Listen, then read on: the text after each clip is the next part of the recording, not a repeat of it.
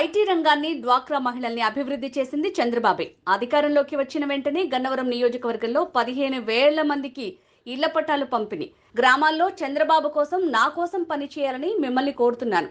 రాష్ట్ర భవిష్యత్తు కోసం పవన్ కళ్యాణ్ బేషరతుగా మద్దతు తెలిపినందుకు హృదయపూర్వక కృతజ్ఞతలు. టీడీపీ, జనసేన ఒకే ఎజెండాగా పనిచేస్తున్నాయి. రాష్ట్ర భవిష్యత్తు కోసం వైసీపీని బంగాళాఖాతంలో కలిపేయాలి. మేము సైతం అంటూ టీడీపీ, జనసేన మహిళలు పెద్ద ఎత్తున తరలి రావటం శుభసూచకమని యార్లగడ్డ వెంకట్రావు అన్నారు.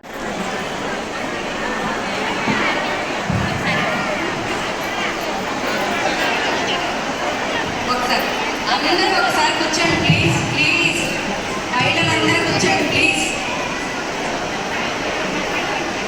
ఇప్పుడు ఒకసారి మన అమ్మ జ్ఞానేశ్వరి గారు, మన యార్లగడ్డ వెంకట్రావు గారి భార్య సతీమణి జ్ఞానేశ్వరి గారు ఒక్కసారి 2 మాటలు మాట్లాడతారు.